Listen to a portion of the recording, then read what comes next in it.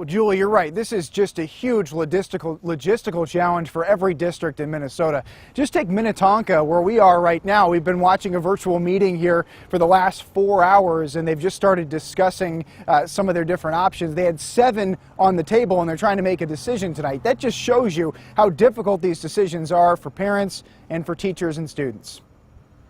Good evening, everyone. In Minnetonka, hundreds of parents offered opinions ahead of a crucial school board meeting. Some questioned the different hybrid models under consideration. When I read through the different plans, some have students only in school once a week. Are students really supposed to go a week without having their questions answered? While others said it wasn't safe for anyone to be in a school building. Students and teachers will get sick in full or hybrid scenarios, and those infections will increase the level of sickness in our community. The back and forth in Minnetonka mirrors the discussions happening in communities across the state. Almost every district has hinted at some uncertainty to start the fall. I can tell you, SPPS community, there will be a successful reopening in our future.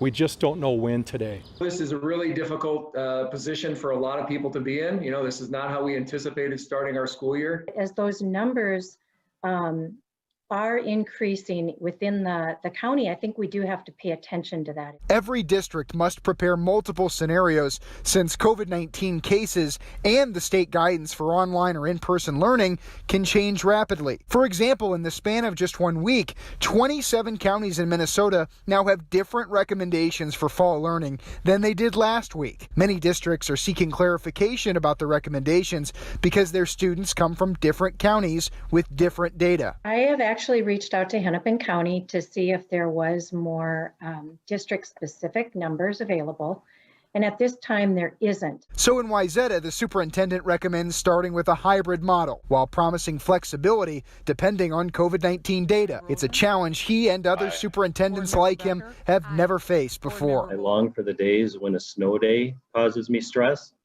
like I used to enjoy, but we're in quite a different time now.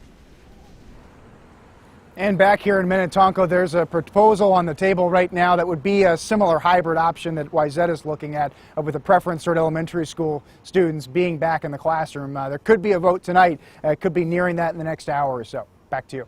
All right, thank you, Danny. Wayzata Schools did announce today that they're going to use a hybrid learning plan this fall. Students will be divided up into 2 groups, having in-person classes every other day. Fridays will be all distance learning, and families can opt for all distance learning if they choose. Students' groups will be assigned starting August 17th.